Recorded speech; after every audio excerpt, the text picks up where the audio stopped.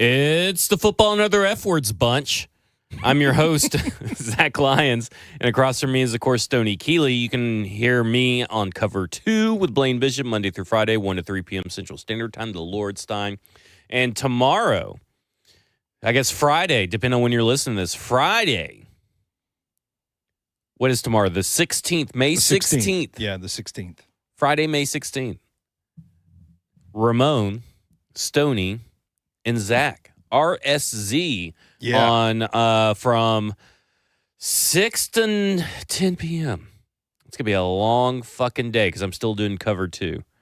Oh, it's going to be exhausting. We're going to have Cortland Finnegan on the show for a full hour in studio. I can't wait. We're going to have Ron Slate in studio at 9:20. Yeah. We're going to talk to Brent Hubbs. We are. And we may get some sports movie takes off our chest. Oh, right is that right? Right at the top of the show. Let's just piss everybody off. Hey, that's what we do. So how about this?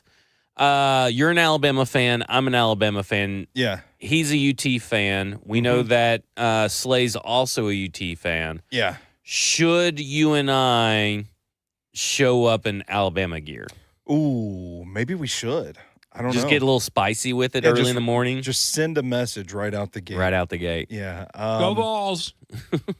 You went full Memphis tonight. You got the Memphis Grizzlies shirt, the Memphis Grizzlies hat. I like Memphis, man. Memphis is a good city. Yeah, Joe Blacko says RSZ is what I caught on spring break. There you go. You know what? There's a cure for that. Schedule Rizzy.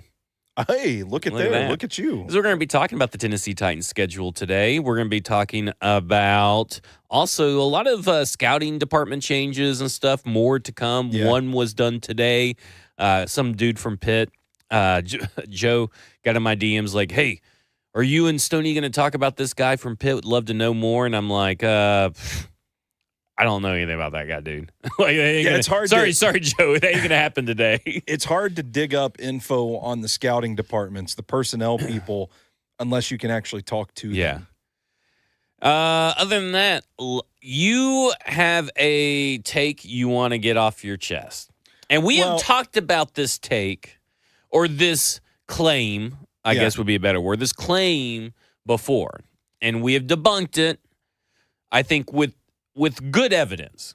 Because I understand that Brian Callagan, when he was going through the interview process, he probably said, look at all these quarterbacks I worked with. Yeah. Mm-hmm. Well, that is and because that has been mentioned, and because people only do a cursory glance in someone's background when they're hired, unlike stackinginbox.com, where you can read Brian Callahan's full head coaching profile, where you can read Marcus Harris' scouting report, Femi Oladejo's scouting report today. JT wrote how everybody is way overrating Xavier Restrepo, and now we got people wanting his fucking practice jersey. I know, I'm talking about you, V-Love. V-Love. That's Mason. That's Titans Rossi, Mason Kinsey level stuff. But I'll say this: if anybody could pull off a Restrepo practice jersey, it probably would be V-Love. It's V-Love, because those jerseys are notoriously way smaller than people think. And V-Love is in great shape. Mm-hmm. He's a runner, so he would have to. Ain't nobody saying shit to V-Love. Yeah, nobody's saying shit to V-Love. But I am. Well, he's not here. You're not saying it to him. Well, I would say it to him. Okay. I mean, I'm not. He ain't gonna beat me up. He would just, be like, Yeah. But can't do that, bud. No thirst trapping over Xavier Restrepo jerseys. If you could have any practice jersey, who would it be? Rusty Smith. Rusty Smith. That's a good one. I think I would have to go with Deontay Burnett, because I fell head over heels for some Deontay Burnett when he was an undrafted free agent, thinking that, like, this dude could catch. What's wrong with you guys? How's he an undrafted free agent? Kind of like everybody's going with Xavier Restrepo. Lighting up the UFL right now. Yeah, there you go. UFL legend the last few seasons. Hey, never wrong, just early. That's right. Just different league. But either way, it's kind of like my Hakeem Butler take too. So apparently, I'm really good at scouting UFL wide receivers. Well, that's what we need to get you and Blaine at the helm of a UFL franchise. Yeah. So Joe Black goes, Kinsey was an All-American. I said, maybe he was at Berry College for whatever. I'm sure they have some version of an All-American. I don't fucking know. Sure. Yeah. All I know is that he has a better chance to make the team than Xavier Restrepo. He was an All-American in J-Rob's heart. That's all that matters. Who I've seen on Instagram is actually starting a podcast with Jonathan. Maybe I can't say that name on there, but Jonathan H. There's gonna be 2 John's podcasts called the J Rob podcast or something. That will be a very interesting podcast. They should just call it the 2 Johns podcast. Yeah. Someone said Donnie Nicky as a practice squad jersey or practice jersey. Someone said Billy Volek, DGB was another one out there. I go Jordan Vesey.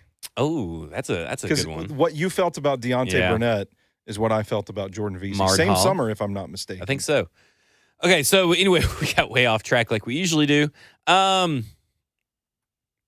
This idea that Brian Callagan is a quarterback guru or quarterback whisperer, which, again, if you Google it, only people after that wrote for Tennessee Titans. There was an Athletic article and a Titans Wire and/or Titan-sized one. I don't know. They're pretty much the same to me.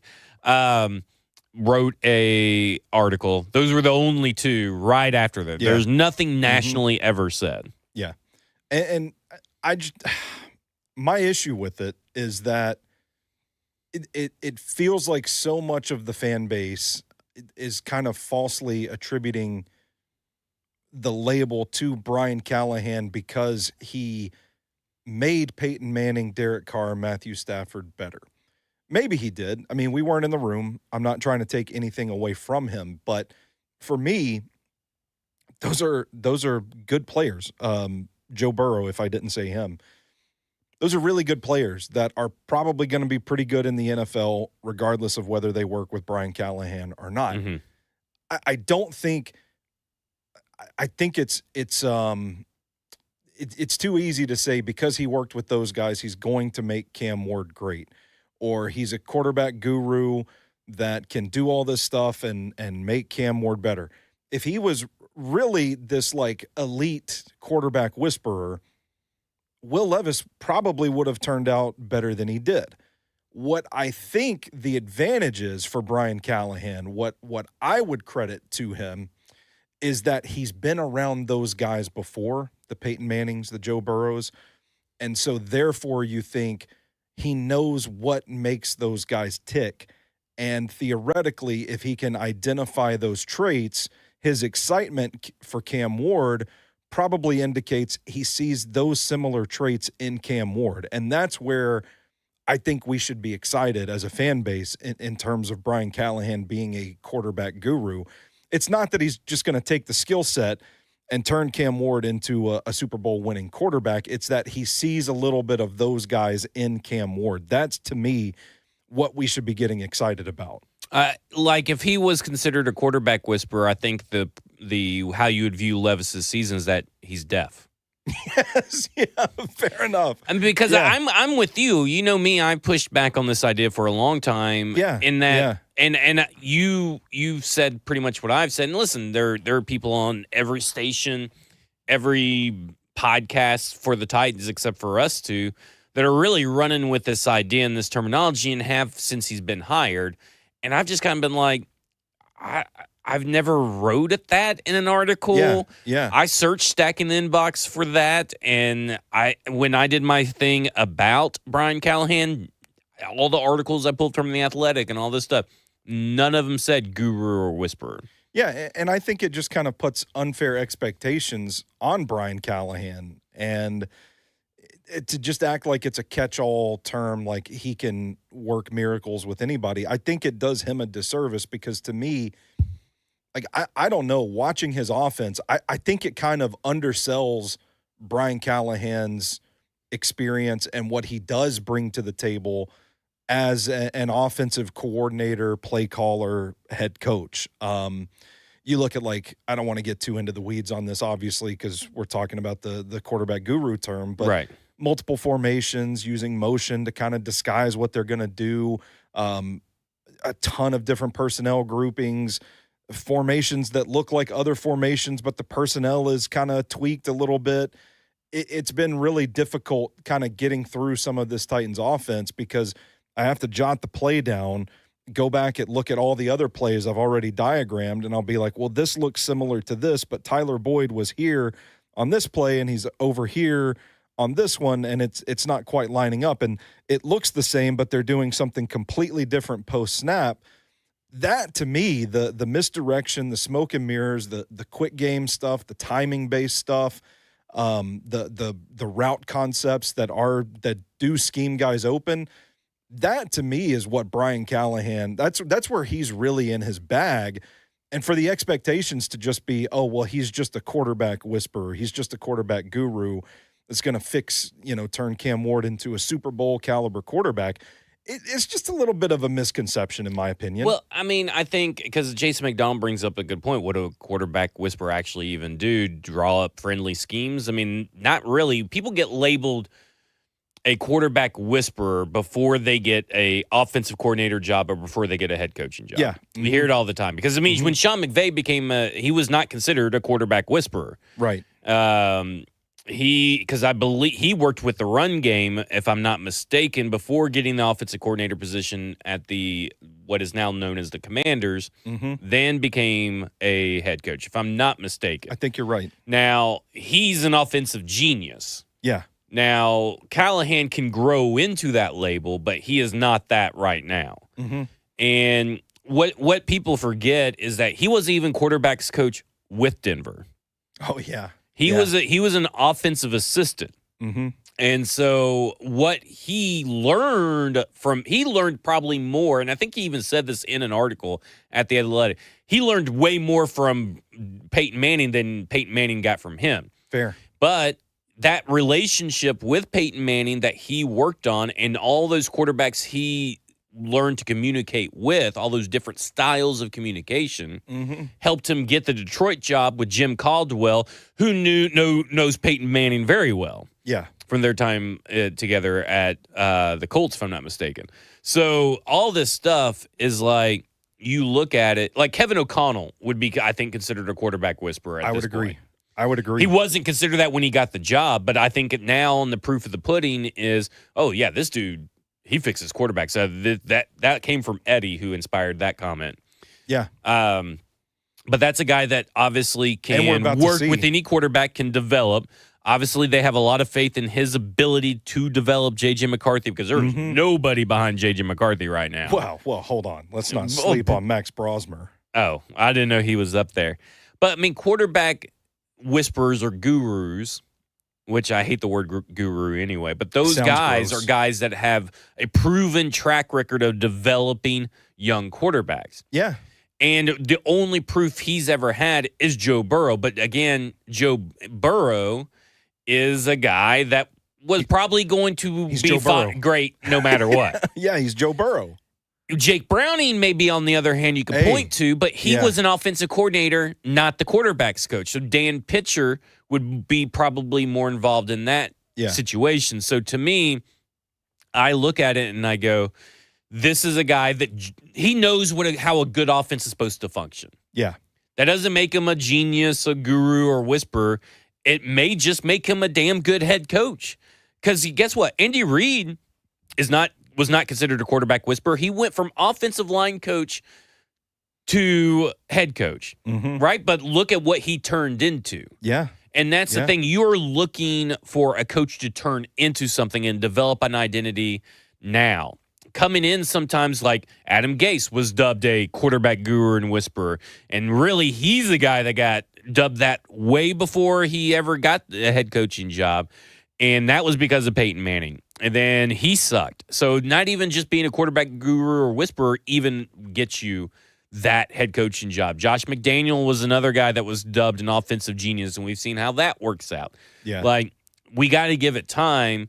So for me right now, I've never liked the term, never thought the term was appropriate. He's just an offensive head coach, an offensive-minded head coach. I would be really curious to hear what Brian Callahan thinks about that label from fans, and something that you and I talked about. I'd be really curious to hear how he pitched it in the meeting to kind of sell himself. Because he's not going to call himself a guru or whisperer, but he is definitely going to lay out, here's what I learned from Peyton Manning. Here's what I learned from my time with Matt Stafford, and here's what we did with Matt Stafford that worked. Here's what we did with Joe Burrow that worked. And here's what we did with Derek Carr that worked. And this is what I think I can do with Will Levis. and I'm eager to work with Will Levis. Because some head coaches may come in and say, yeah, I don't want to work with your young quarterback and not get the job. Yeah. And, I mean, that happens all the time. So I do think that in this situation that I'm sure he mentioned those names because he'd be dumb not to mention those names. But I don't think he himself would ever use the guru whisperer. He would say, I know what a good quarterback needs to do. I know how they need to get there, but I also know how the offense is supposed to function to help him get there. I can help as much as I can. I think I am your guy that can turn a quarterback or turn this offense around and be something different than what you guys previously had. And I think it's similar to the conversation we had about his coaching tree, if you will, his ability to assemble a coaching staff. Brian Callahan's a lifer. I mean, this dude's been in the coaching game for forever, roots in the NFL, and we kind of talked about that when he was hired in terms of his ability to draw from those experiences and to get like a myriad of quality coaches in that would want to work with him because he is so well respected and well liked in the coaching community. I look at his experience with the quarterbacks like that. It's that he has experience with all of these guys that are great quarterbacks that he can draw from to help kind of, I don't want to say build a prototype, but like he understands what the quarterback needs to look like to be successful in the NFL. It's not necessarily that he just has this magic touch that can fix any quarterback and make them better. And that's kind of the point I was getting at. Is like I feel like he's got a broader skill set than just quarterback whisperer. Well, here's an article from Dan Pompei of The Athletic of a few years ago. From 2012 through 2015, Bengals offensive coordinator Brian Callagan worked with Manning in Denver as an assistant in various capacities. It was Manning who influenced Callahan to prepare for every possible pressure and make him understand that the protection plan is the most essential part of any game plan, which, by the way, the Tennessee Titans did not have a protection to be able to do this. So I could see why that things went off the rail fairly easily. It's one of the things most deeply ingrained in me from my time with Peyton, Callahan says. I spent hours combing through tape for Peyton, finding all the blitzes, drawing them up, presenting them to him.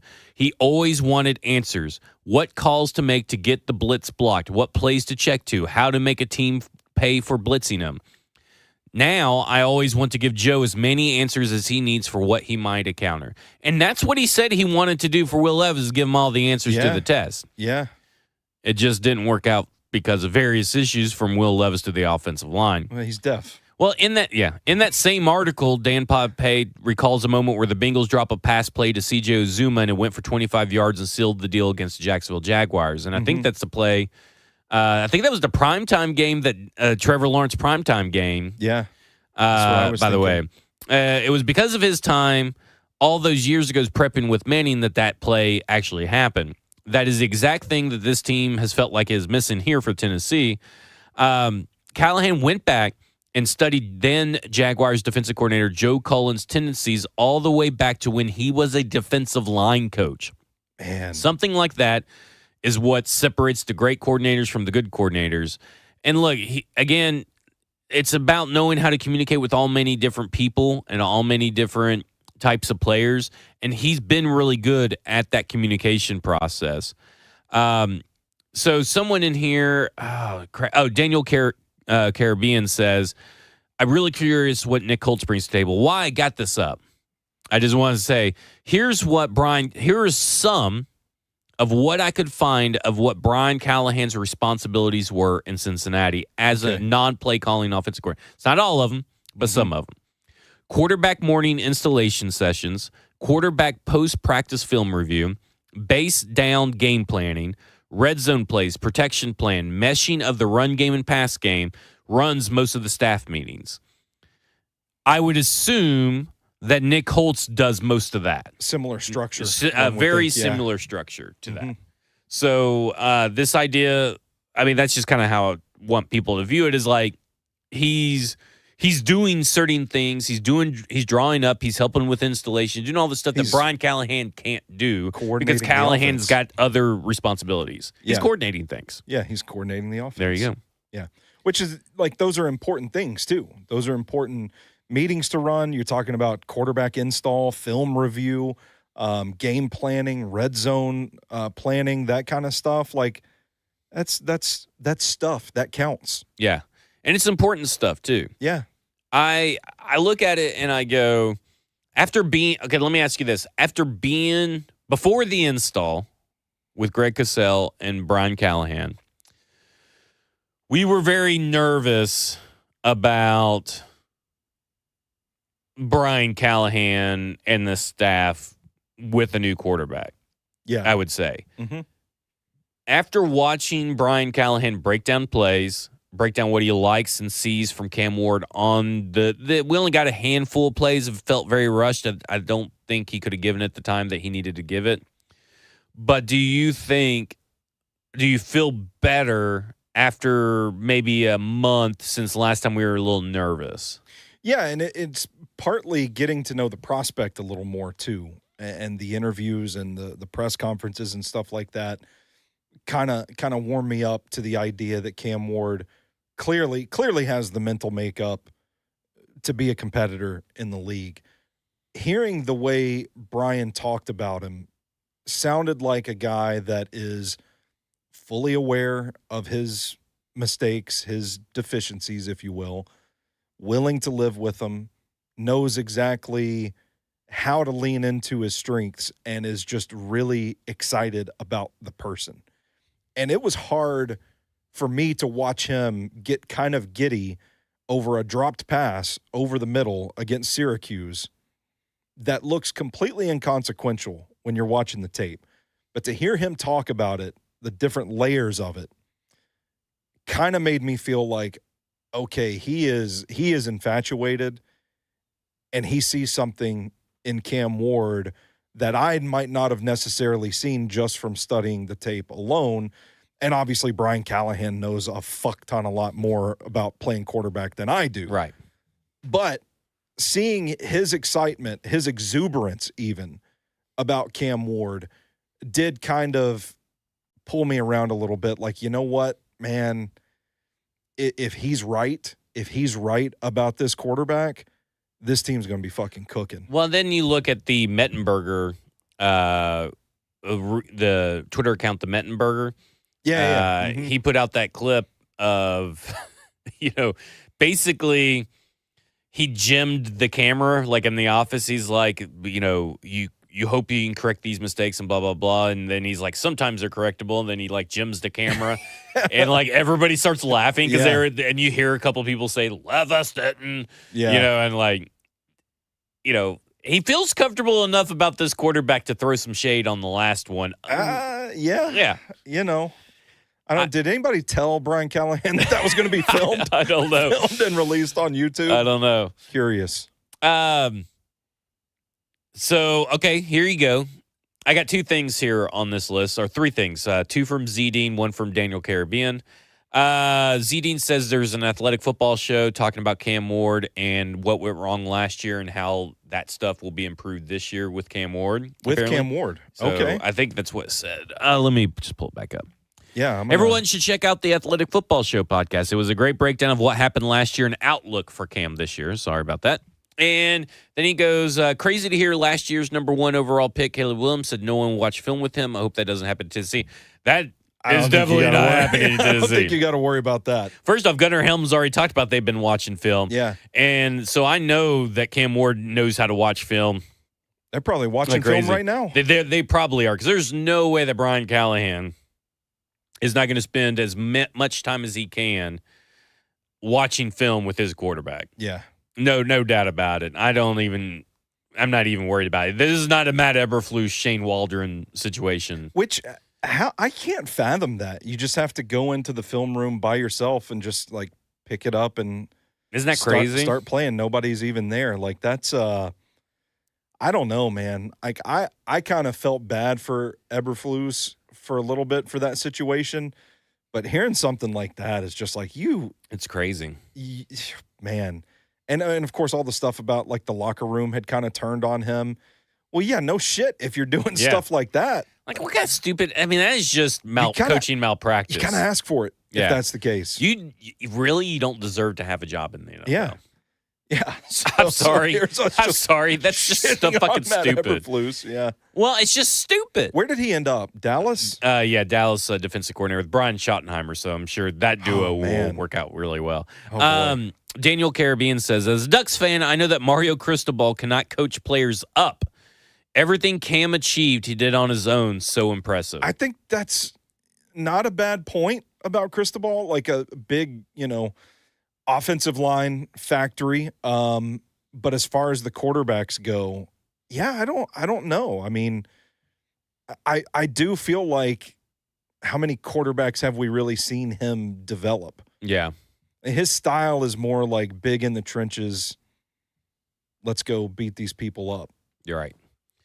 All right. So I think we covered that appropriately. Let's go to the schedule. Yeah. I like the schedule. I love it. I love the schedule. What do you love about the schedule? I love the first 2 weeks. I love the first 2 weeks. Okay, explain why you love the first 2 weeks. Geeked out of my mind. Is this because this will serve your anti-Cam Ward agenda? No. I've put the anti-Cam Ward agenda. You put all your hate on and focus on Roger McCreary. No, I do not. Stop telling people I hate Roger McCreary. Roger McCreary is one of my favorite players. I just love. I don't know, man. It feels like there's an element of like tempting fate here with all of this like open confidence from Cam Ward. It's like, I called him the alpha assassin. Like this guy just has that sort of killer instinct, that mentality. I want to see it like, okay, you're going to be that way. You're going to be forthright about that. You're going to put that out in the open. We're going to put you against the Broncos defense in week 1. It almost just feels like a date with destiny, if you will. And I think when you go from the Broncos and Rams, you're going to two different problems you're dealing with on defense. Now I know Vance Joseph likes to blitz a fuck ton, and they've got some pass rushers in Denver, but that secondary is insane. With Pat Surtain, Defensive Player of the Year, they drafted Jahdae Barron. I think Riley Moss is an underrated guy.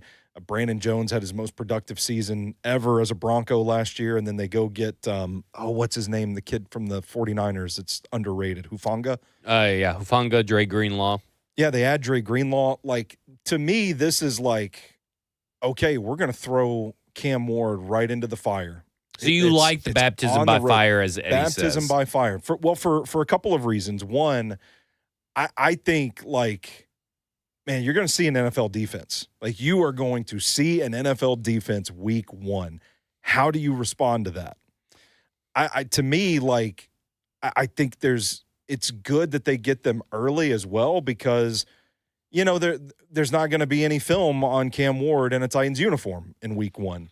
And I'm kind of curious. I'm kind of excited to see, is he going to be able to make magic happen the way that he did at Miami? So I'm eager to see that.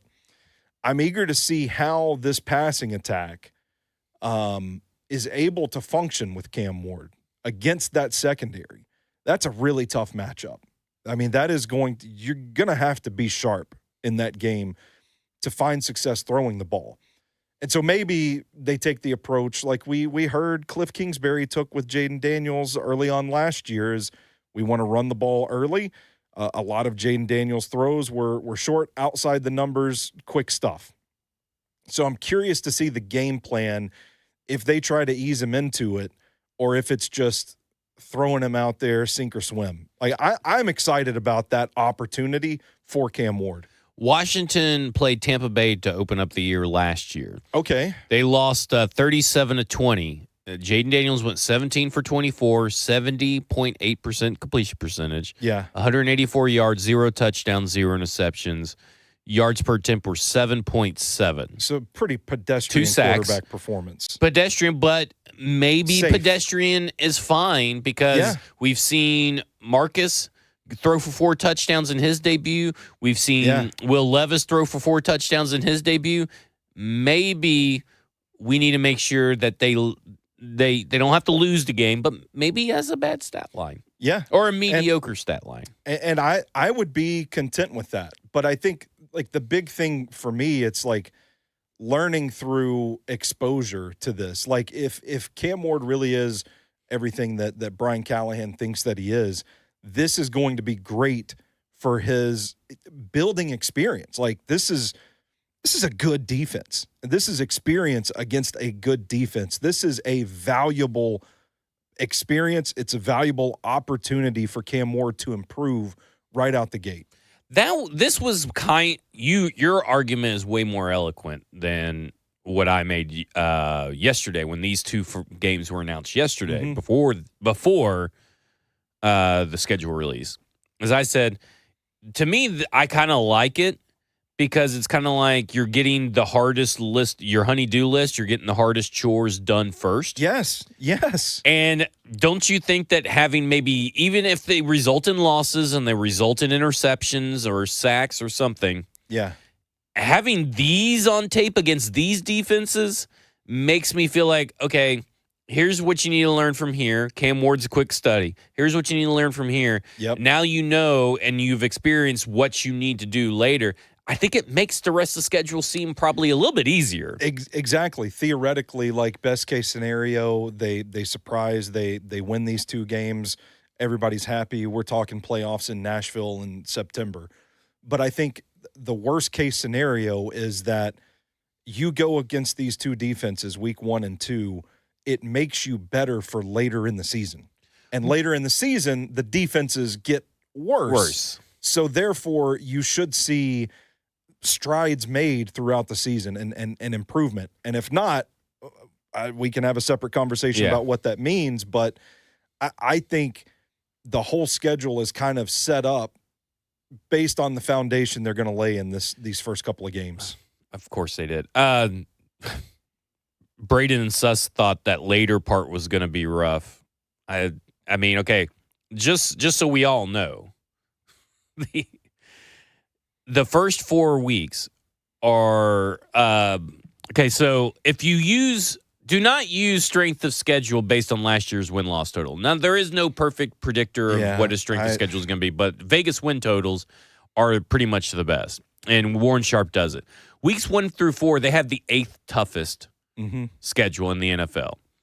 Weeks 12 through 18, they have the 8th easiest. Yeah, I mean, just look weeks at the matchups. When you go from weeks 1 through 11, it's 13th easiest. Yeah. And those are pretty good indicators because the Commanders were the 13th easiest last year and looked how it turned out for their young quarterback. Yeah. And weeks 1 through 8, despite the toughness of the schedule, is actually the 6th easiest pass defenses measured by efficiency. So it may be really tough because you're facing 2 teams right off the bat. They're both their win total over-under is 9.5 wins. Yeah. So that's pretty tough. That's going to weigh heavily on this. Mm-hmm. And those are good because to me, it's all about how fast can he acclimate to the speed of the game. Yeah, sure.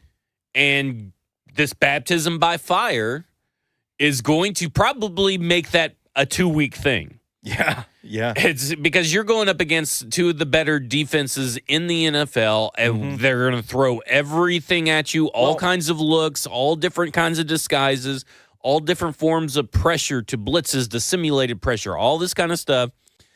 And you're going to see it all. And I think it's going to speed up the process of his development a little bit faster than what it normally has. Because, sometimes an offensive line can take 8 weeks. Sometimes you don't hear until week 5 a quarterback say, man, the game is starting to really slow down. Yeah. This may happen after week 1. Really, the Denver Broncos could fucking put you in hell week 1. Yeah, and you think about the preseason game being taken away. We saw last year how early on in the season teams were more committed to the run, trying to kind of get their feet beneath them before the offense is really kicked into a second gear later on. I'll say this. The thing that I like about the second matchup against the Rams is that you're going to have this problem in week 1 trying to figure out Vance Joseph's blitz scheme, reading the coverages, that sort of thing. Against the Rams, their defensive front I mean, they're pass rushers. Jared Verse, Byron Young. You have Braden Fisk there, Kobe Turner, and don't sleep on Tyler Davis, the nose tackle. 6th-round pick out of Clemson. I get it. Powerful guy. It's a good defensive front. So if you want to see how Cam Ward, you liked his tape in Miami in muddy pockets when things kind of get a little iffy, get a little hairy, things go sideways, and he remains calm and delivers the ball. How is that going to look in the NFL? Well, you're going to find out week 2 because they've got a stable of horses that can rush the passer, that can make that pocket muddy. To your point, the offensive line still probably going to be gelling there in week 2. If Cam Ward is able to stay calm in that pocket in week 2, buddy, whether they win or lose, that's a win. That's a win. I'm stoked about it. So that's what I'm saying. Like in week 1, we're going to get the opportunity to see how far he's come, how quick of a learner he is when it comes to reading coverages, the passing game, that sort of thing. Week 2, we're going to get that test with the muddy pocket, facing that sort of pressure. And if he passes those 2 tests, man, it's going to make the Colts look easy. It is, yeah. And I think they should beat the Colts. Yeah. Well, I mean, if you really think about this, you start out with the Broncos, the Rams, the Colts, and the Texans. If you walk out of that row 1-3, I'm happy. I'm with you. If you're 2-2, man, that's pretty good. Yeah. If you end up being 3-1, because listen, let me say something. The Rams are a West Coast team traveling to you. Yeah. So there is going to be a difference, especially in September, heat difference. There's going to be that travel difference. There is an opportunity for an upset here. Yeah. So if you somehow went 3-1, buddy, you're cooking with gas. You're thinking about, hey, trade deadlines in a few weeks. Who do we need to be trading for? Well, and I think, like, too, you know what I'm saying? Yeah, we've talked about it on the show before. I believe that they believe in the building. If this defense can get healthy, it's going to be the defense we saw at the beginning of last year. And if that's the case, well, I mean, maybe you've got a puncher's chance against this Rams offense. I mean, Devontae Adams, Puka Nacua. Listen, I'm not saying they're gonna stifle these guys, but I do think that it could be surprisingly easier than people are thinking right now, just looking on paper at what this team is. Well, and also you can look at it like this. I mean, how much do they learn from the Broncos and apply it to the Rams? But that's also the offensive line. That's also the wide receivers, right? This is going to be the wide receivers' first games, too, for the most against the Broncos. So, I mean, it's all about, I look at it like this. It's all about the progress of the quarterback. But it's also really for Brian Callagan, for me, it's about the progress of the offense, too. Yeah, I was about to say that it's everything. The protection, how's the offensive line holding up? Did your decisions at receiver, how are they looking? And the quarterback, too. Yeah, of course. Yeah, but this is why you got to preach patience, though, right? Because, like I said, weeks 1 through 4, it's the 8th toughest schedule in the NFL. But then weeks after that, it gets way easier because weeks 1 through 11 is the 13th easiest. Yeah. And then weeks 12 through 18 is the 8th easiest. So you got to be patient these first 4 games. And that's what they've been preaching, patience over panic. After that, I mean, I'm not really scared of the Cardinals. Oh, no. No. The Raiders are a good team. I don't know what the Raiders are going to be and what they'll look like. Should I put my hot take on the Raiders? Not yet. Let's wait. Okay, let's wait. Because we'll have a hot take episode. And then you got the Patriots, and I'm not scared of the Patriots. Here's my 3 most overrated GMs in the NFL. It's Chris Ballard, Monty Austin-Fort, and Mike Vrabel. Okay, yeah. Because I don't believe in their free agency spending regardless. And I don't remember their free agent spending. They spent like 30-something million on Robert Spillane, and they spent all that Jack money Gibbons on Milton Williams, Jack Gibbons, Harold Landry. Yeah, you're right. It really is like they're running it back with the Titans. But I did really like their draft. I did like the Patriots draft, except for I'm not the biggest Will Campbell fan, and they're going to start him at left tackle, it seems, too. So. Yeah, I think we'll know a lot about Dan Moore, maybe not enough to make a sweeping generalization about what he is after those first 2 weeks as well. Yeah, I was about to say something, and I've completely forgotten. We were talking about the hot take with the Raiders. But. Well, to go back to our conversation about the first 2 weeks, I think this is where expectations can come into play for the fan base, because we're sitting here like, if you're 0-2, people are going to say, it's this, the season's already lost, the Titans suck. But I think there's absolutely a world where they're 0-2, but they look like they're making strides. And to me, that's where the expectations come into play. Don't expect this team to go to a Super Bowl after the 2025 season, but let's just enjoy like watching this offense develop and see what they can become, because I do think they probably start 0-2, but as long as they look competitive, yes. You shouldn't be. And really, if they get boat raced, you probably, depend on how it looks and why it happened, you probably shouldn't read too much into it, because the goal here is really, it is about wins and losses.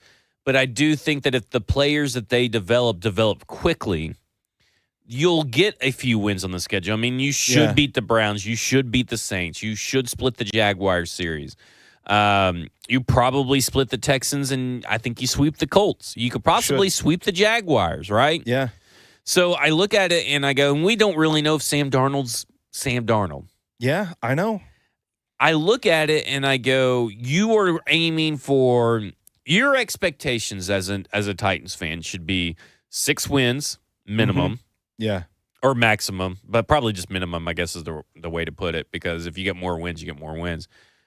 And in there is offensive consistency that results in 22 points per game or something around there. Let's middle of the pack. Let's get up there. And yeah, that's just how I look. Eddie goes, man, y'all are low on the Jags. Yeah, I don't have any faith on the Jags. I don't have any faith in them. Right, I mean, Eddie. why would I have faith in them? I don't see a reason to have faith in them.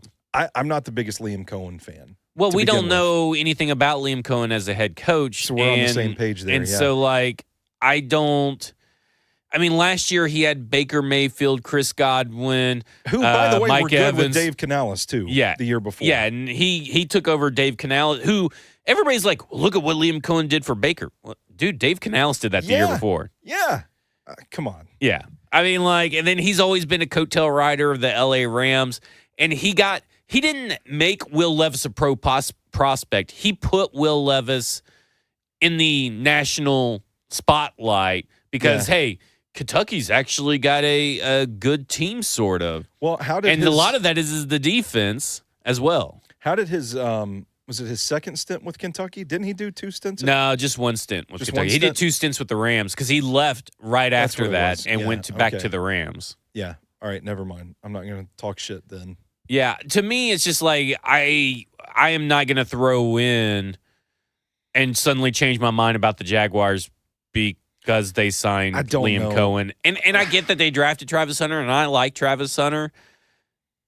And I love Travis Hunter with Brian Thomas. I think that's a deadly duo. It's going to be fun. That's all you got to worry about. Well, they don't have Evan Ingram anymore. Hey, now, let's not sleep on Bashal Tootin and LaQuint Allen. Yeah, maybe. They got them, Tank Bigsby, Trevor Etienne. Maybe the rushing attack is what carries them and finally makes Trevor Lawrence not look like shit. You got to hope the offensive line's better if you're going to run the ball too. And I just don't know. I don't know that I really believe in that. And the defense, I don't know who their defensive coordinator is, but they have some interesting pieces. But I've always thought like the Josh Hines Allen now? I can't remember. I've always thought he's a little overrated. And Trayvon Walker, to be a number 1 overall pick, you should not be like, oh, well, he's just kind of a tweener, like beginning to show up at this point in his career. Like, I don't know, man. I think like these guys just are who they are at this point, and I don't think they are deserving of the hype that they're getting. And so I think it's going to be a little more difficult of a season in Jacksonville than people are thinking right now. Well, and like to me, okay, so Anthony Campanile has never been a defensive coordinator in the NFL. He was a co-defensive coordinator at Boston College in 2018. So that is their defensive coordinator for the Jacksonville Jaguars. They got first-time guy there. First-time head coach in Liam Cohen. We just saw how this all played out. And, I've seen Dave Canales with the Panthers do something with Do Bryce some Young. stuff. Do some stuff. Do some stuff. Yeah. I have nothing about Liam Cohen doesn't tell me that it's not Sean McVay or wasn't Baker Mayfield, because Baker Mayfield's the common denominator. He's hopped The run around. game, maybe. Because Bucky Irving and Rashad White turned into something, and maybe that's and like I said, maybe that's the plan here. But you just traded up for Travis Hunter. So are you going to become a run-heavy team with Travis Hunter and Brian Thomas? Is that the plan? I got to see it to believe it, because I've never believed in Liam Cohen. I remember when people wanted him to be offensive coordinator for Mike Vrabel. Fire him and hire Liam Cohen if you're going to draft Will Levis. Well, I don't think Will Levis was good in that year of Kentucky. He was fine, but he never took a leap. And now you may say, well, that's because Liam Cohen left. Well, the head coach was still the same, and they brought over pretty much the same system with Rich Scangarello. I'm just curious, because Liam Cohen, what's the longest he's stayed at a coaching? Not stint? long. And we looked this up at one point, because if I was hiring a guy for sales, I would not hire him. Yeah, because he kind of looks like a ladder climber. Okay, so 2020, and I don't know where you go from here, as your head coach. Maybe you're head coach of in college football program where you have way more power and way more leeway or whatever. But so 2018, 2019, the longest he's ever stayed anywhere is 2 years. Okay. So 2010, he was a Brown quarterbacks coach. 2011, Rhode Island pass game coordinator. Then he went back to Brown 2012 to 2013. Then he went to UMass 2014 to 2015. Then he went to Maine 2016, 2017. Then he went to the Rams 2018, 2019. Oh, he stayed with the Rams 3 years because I don't know why they just didn't put it all together. He was assistant wide receivers coach for 2 years and assistant quarterbacks coach for 2020. Kentucky 2021. Rams 2022. Kentucky 20. Oh, he did go back to Kentucky in 2023. Okay, so that 2023 Man, I totally offense, forgot about that. I thought he had a second stint at Kentucky where the offense didn't do shit. Yeah. Kentucky 2023. Tampa Bay Buccaneers 2024. Jacksonville Jaguars now. And the way that all went down with Tampa Bay and Jacksonville, that just doesn't give you good karma. Don't love it. So, no, I do not believe in the Jacksonville Jaguars until they prove me wrong. And we have plenty of time for them to tell us who they are, because they do not play the Jacksonville Jaguars till November 30th. So I don't know when Jacksonville's bye is, but that should at least be a minimum of 11 games of us knowing what Jacksonville Jaguars are by then. Yeah. And I don't know. I just don't have a lot of faith in them. Definitely don't. And have it starts with the quarterback. Yeah, don't have a lot of faith in the Colts. And I think that's a guy that I would have to check. But I think Liam Cohen is a guy that's been dubbed a quarterback guru or quarterback whisperer because of Will Levis, because of Baker Mayfield, and I don't think that's correct. Yeah. I mean, I don't think that should be a correct assessment. Yeah, I would. But agree I'd with have that. to check. I mean, it could be a Brian Callahan situation where he never got called that until he was in Jacksonville. Yeah.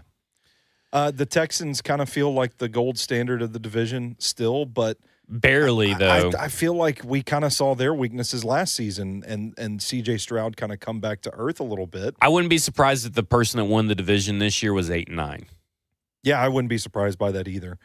And I wouldn't be surprised if it was any of the teams. It could be any of them. It really could. Yeah. Because you don't know, maybe Daniel Jones has that renaissance that everybody hopes every Danny Dimes quarterback does. Because I don't think it's going to be Anthony Richardson. I mean, they're already praising Anthony Richardson for being able to complete a swing pass to nobody. It might be Riley Leonard. Could be Riley Leonard. Don't forget, Jason Bean's still on that roster. Jason Bean's still on that roster. But I'm with you because all these teams are they're not crap. They're messy. They're messy teams. Messy, yeah. And I just don't think that any one of them really stands out as the most complete team. I think you would look at the Texans' defensive unit and say that is the thing. That is the best unit in the entire division. Yeah. Who did they add on the offensive line because Ariante Ursary is not figured to be the starter right away. Didn't they get Trenton Brown? Did they get Cam Robinson, or did he? Oh, yeah. I think they got him and Trenton Brown. Okay, so they're... Hold on, I'm pulling it up right here. They got Cam Robinson, Titus Howard, Jarrett Patterson, Juice Scruggs, and Blake Fisher. Trent Brown is behind Blake Fisher. Man, Blake Fisher's Oh boy. Woo! And listen, I'm as big of a Jarrett Patterson apologist as you'll find. I loved him coming out of Notre Dame. Juice Scruggs, another Guy promising you liked. young offensive lineman, but I feel like that is going to be tricky to navigate. I mean, you're asking those guys to take major leaps. You're asking the veterans you sign to be reliable and kind of bring Ursery along. I do like the Ursery pick. I think he's going to be good for them, but I think they still have offensive line woes. And well, then look at their wide receivers. We don't know what Tank Dell is. John Mechie. Now they signed Christian Kirk and Nico Collins, but they got Jalen Noel and Jaden Higgins behind them. Yeah, they signed Justin Watson of Xavier Hutchinson, but like only so many people can get the ball. Yeah, and I still, man, Nico Collins is a stud. I really think he's underrated, and I like the two Iowa State receivers. I don't know that I would like them enough necessarily to be like, you're our guys now. Uh-oh. Oh, no. Did it die? Yeah. The microphone is dead. Tell the people that Nick Haley has never been an offensive coordinator in his life. Nick Haley has never been – Nick Haley has never been an offensive coordinator in his life. In his life. That is – I can tell it's off because it's not coming up in my ears. All right, so we need Jackson to turn on the microphone now. Should I, Stoney, or should me and you just continue? Yeah, what do you think about the Houston Texans, Jackson? I think we're going to beat the shit out of them. There we go. That's the spirit. And we're still awaiting. Anyway, but Nick Haley is the offensive coordinator of the Texans. Yeah. And he's a first-time play caller. His mic's on. I don't know why it's not coming through. First-time play caller. We're doing some live producing here. It's number 6? Yeah. Number 6. So the Houston Texans, Nick Haley is a first-time offensive coordinator. Never called plays before. I think their uniforms are stupid. I do like the city of Houston, though. I've spent some time in Houston. It's kind of a dead city, but I like that. Okay, do you think that Zedine says here he can't be bad as Slowick, though? He actively sabotaged Texans last year. Slowick did? I don't think so. That's a conspiracy theory I haven't heard yet. Yeah. I mean, I think – here's the thing. I thought that there was going to be a sophomore slump. I think there's going to be a sophomore slump for Jaden Daniels. I'd be very surprised if there wasn't. Mm-hmm. Because that's sometimes what happens all the time. But I was expecting one from C.J. Stroud because I didn't think he looked good, but I don't think he looked as great as what everybody was. I think the playoff game exposed a lot of flaws. It's always tricky when a rookie has a season like that and you're like, oh, bam, top 5 quarterback in the league. But my point is that everybody wants to blame the offensive coordinator when really I think it's going to be C.J. Stroud. Here's something that's interesting to me is that Nick Haley said, or C.J. Stroud said that Nick Haley's going to allow C.J. Stroud to change all the plays at the line, anything that he wants to check into and stuff, and Slowick didn't, which is a Shanahan thing. That's a total Shanahan thing. But I'm thinking, well, what gives you the idea that C.J. Stroud can actually do that? Yeah, and I'm curious. What if he sucks at it? Well, you guess who's going to get the blame? It's going to be Nick Haley. Not a lot of you earn that. I don't think you should be given that. Let's play devil's advocate here. Slowick did come from the Shanahan tree. Right. Was there a reason that he didn't let C.J. Stroud change the plays? Because I think Stafford can, but I know he didn't let Jared Goff. So that's just some food for thought. It is some food for thoughts. Nick Haley comes from the Josh McDaniels tree, which is technically the Bill Belichick tree because he came from the New England Patriots, is where he's got the majority of stuff. And quarterback guru Josh he's only McDaniels. been with the Rams 2 years. So he got the Sean McVay shine just from being there for 2 years. That's what everybody that has a cup of coffee with Sean McVay. Yeah. Okay, let's get back to the schedule real quick. Bye week 10, but that's also the week before that's a Chargers game at home. Then 3 home games right after that. I like that. It's 9 games. You will have played 9 games. Mm-hmm. Then you have 8 games coming out of that, and probably one of these top 10 easiest schedules in the NFL as well. So really good draw after a few years of just having the worst bye week luck. Yeah, I'm curious. Who's on the schedule that would be intimidating? The Chiefs. The Chiefs, and I'm going to float this out there too. Don't do it.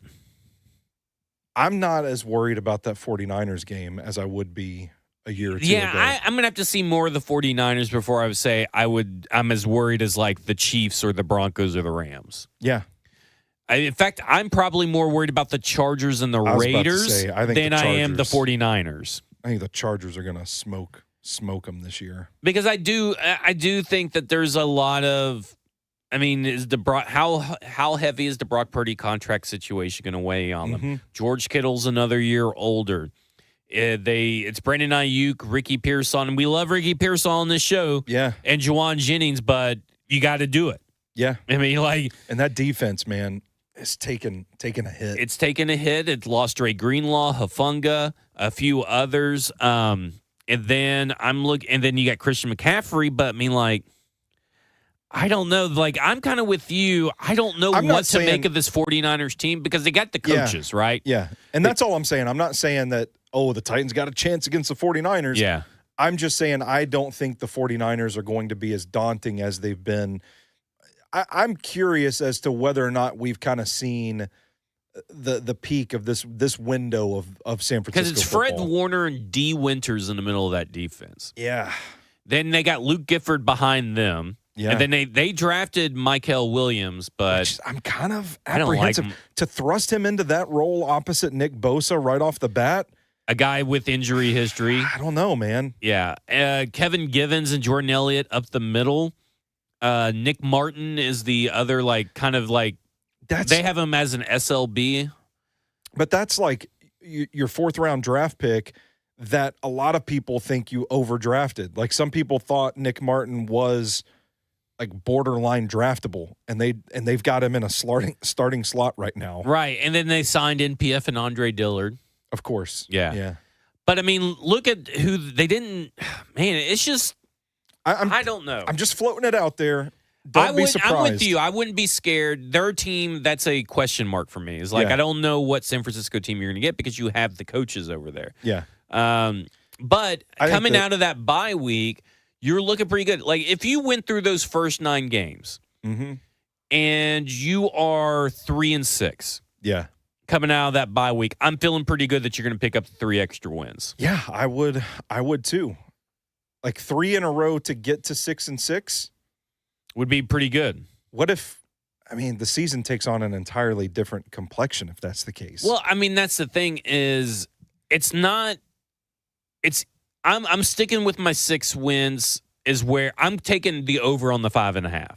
Yeah, I will too. I wouldn't be surprised if maybe that turns into 6.5 at some point over the summer. Mm-hmm. But I would maybe take the over on 6.5. I think if Cam Ward is who everybody thinks he is, then getting to 7 wins should be easy. Yeah. In my opinion. Well, and two, not easy, but you get what I'm saying? Not to like pump some sunshine up everybody's asses, but if you go back and look at last year's schedule, how early on quarterback play was critical into the outcome of those games.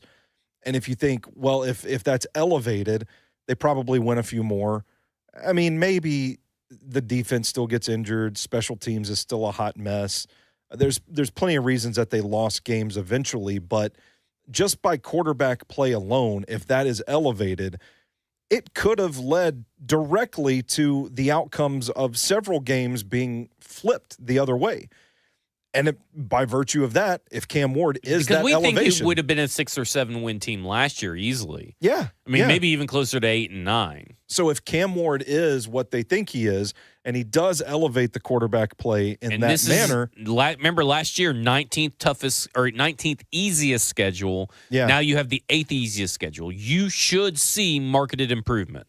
Yeah, I agree. Barring injuries. I do have one question for you, though. Mm-hmm. By the time they play Kansas City, has Noel Williams unseated Christian Fulton as a starter? Oh, yeah. That probably won't last long. Yeah. I love it. I like that. I should have saved that for a bold take episode. You should have. Okay. Just real quick, there have been some changes with the scouting staff. Now, Neil Stratton, who does an Inside the League podcast, and I think it's called Scouting the League podcast, said that he expects several more changes this week. And Dave Ziegler, what he said on that podcast was Dave Ziegler is really responsible and hands-on with the scouting department because their goal is to turn these scouts into future executives. Bam. That is not to say that the other prior regimes did not have that goal. But from everything that we have heard about this scouting department, specifically from Brinker, talking about, I think it was Brinker, it's either Brinker or Berganzi said that I think it was Brinker. They were in the cave 10 hours a day. A lot of these scouts had never experienced that. Which is a big red flag, by the way, for these prior regimes, including, these are, you got to remember, these are all John Robinson guys, too. Yeah, man. And that is a huge red flag for our, this explains a lot. It does. That you are probably watching more film than they are watching more film. That's wild. Just think about that. That is a distinct possibility here. Just for the sake of a damn good draft guide on stacking the inbox. Right. And it really seems that most of the guys have been kept, have acclimated well, because they're probably, based on what we know from the Ron Wolf book, they're not going to keep, he pretty much says that it's easy to fire someone. It's harder to train them. Yeah. And make them better. And that's not to say that every scout's going to get to keep their job. There are changes coming. That could just be additions. It could be new roles being added. We know there was a guy from Pitt's National Scouting Department today, University of Pittsburgh, or Pittsburgh University. I don't know which one it actually is. I actually don't know what it is either. I think it's University of Pittsburgh. I think it's Pittsburgh University. Really? Yeah. But anyway, he's bringing on. He's crossed paths with Dave Ziegler, but Ziegler's idea is to find the best of scouts and put them in whatever roles and train them to be executives. Is what Neil Stratton said. So to me, all of this just signals that this is going to be a more focused, and purposeful scouting department than what we have seen in the past. And that's just from also what we've read about Ron Wolf's book as well. Yeah. This might be, because I don't want to say better, and like these guys that they keep on did not do their jobs well. Yeah. It just doesn't sound like that maybe they had the training required to do it, because you got to remember, John Robinson famously said, "I am the scouting department," or not. I am the analytics department. He also locked himself up in his office and was very inaccessible. Yeah, Rank Carthon, his issues were out there for everybody to see. His alleged issues were out there for everybody to see. Who was the quarterback that said they got cut after a bad practice because J-Rob was it Kevin Hogan? It was Kevin Hogan. Kevin Hogan. Ball hit the ground and at J-Rob's feet, and he cut him right away. Like, I look at it and I go, they're churning out the bottom of the roster. Man, yeah. They're constantly looking for depth pieces for competition and all this kind of stuff. I wouldn't read too much into the fact that they're bringing in linebackers right now. Yeah. I just would think that they're looking to build a special teams unit, and maybe they're trying to figure out what pieces are a special teams unit. Do we need Otis Reese, or do we need Anthony Orgy? Yeah. Is it Orgy or Orgi? It's Orgy. It is Orgy? Yeah. Let Fossil Bone. Yeah, let Fossil Bone. So to me, it just sounds like it's just as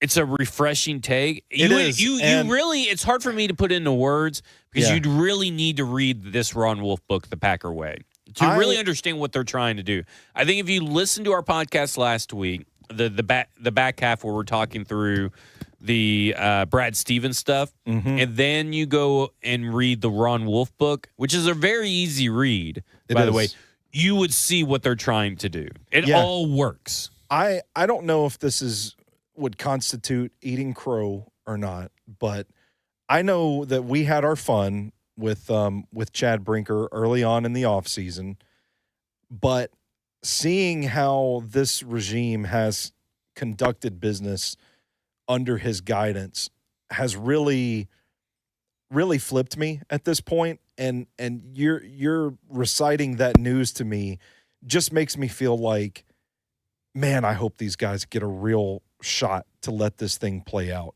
because they are making some calculated, intelligent moves that I think are probably long overdue for this franchise and could pay dividends. Like, it feels like, I don't know if this is right of me to say or not, if you feel the same way, but it almost feels like this is how things should be done, and they should have been done for a while. So let's have the patience to see this thing through. I agree. Like, I think that how we got here may not have been my most favorite path to take, but it's all about where you end up on the journey, not necessarily the crazy route that you had to take. Yeah. But, I mean, everything they've said, and Zedine brings it up too, but everything they have said, last year they were collecting talent. This year they're building a team. Boom. That's a bar. I mean, that's what they've said. And everything they have said, we've seen in action. Mm-hmm. The last year, guys, since 2020, whenever COVID and Isaiah Wilson, so 2020. Yeah. From 2020 to 2023, or 2024, I guess, has been kind of a jumbled up mess where we just can't decipher what the fuck's going on and who this team is supposed to be. Mm-hmm. And right now, I don't know what this team's quote-unquote identity is. Yeah. But I do think that we know what the players that they're looking for are. Like, that's what they said, right? Before the draft, they said this would be a tone-setting draft, and our goal is for you to figure out what a Titans player is supposed to be by the end of this draft. And regardless of how I feel about the prospects themselves, I know what a Titan's supposed to be. Yeah. Hey, I'll drink to that.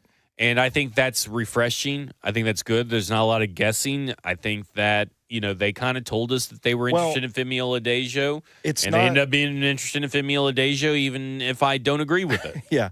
It's not good for us because we're not going to look as smart when we identify guys that they end up going with. That's true. Now everybody will be able to do it. Yeah, now everybody will just be able to watch tape. And all right.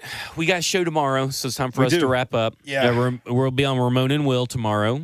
I'm Friday, May 16th will be from 6 to 9. We'll have Cortland Finnegan in the 8 o'clock hour in studio. Then he'll leave. Then Ron Slay will come in around 9:20. We'll talk to Brent Hubbs at 7:20. Man, we got a loaded show tomorrow. 4 hours too. 4 hours. We got Justin Hawkins. It'll be the first time with that producer. I've never been with him. I haven't met him. I've talked to him several times. Very upset that he's not with us. Wow. Jackson, you can come in anyway. Yeah. Unfortunately, I have a doctor's appointment. Oh, man. Jackson, how would you grade the show? A+ Yap Sesh, boys. Really missed it. A+. Yeah, I'll take that. I'm feeling good. All right. Stoney Keeley at Stoney Keeley on Twitter, SoBrosNetwork.com, Nashville Movie Dispatch on Substack, StackingTheInbox.com, also on Substack, Hot Read Podcast. And you're gonna have an episode of that tomorrow too, right? Friday, Friday afternoon. I'll have to listen to that as I escape for the weekend out the river. I'm gonna read 2 football books, and 1 book that Connor Orr suggested, who writes for Sports Illustrated and is on the Heed the Call podcast. He said it was really funny. And it's apparently translated from Chinese, and it's about Chinese totalitarianism. So it sounds right up my alley. We're just gonna fucking find out what this book's about. I'm trying to get away. I'm gonna get away next week, and I've got a couple of Cody Alexander books that I want to get through. There you go. And I gotta finish this. I started a coaching clinic from the linebackers coach at Coastal Carolina. There you go. The other night, I got to get through too. We will not be on the air next week. We're taking it off. Stoney is going out of town, and I'm going to also take a mental break as well. That's good, man. From talking some ball. So, just have a little few hours to myself and everything. Sounds nice. He's going to play Marvel Rivals. Yeah, I will definitely be playing Marvel Rivals. You can follow me on Twitter at @TheZachLines. You can also listen to me cover 2, 1 to 3 p.m. weekdays, Monday through Friday with Blaine Bishop. This has been Football and Other F Words, and you have just been effed.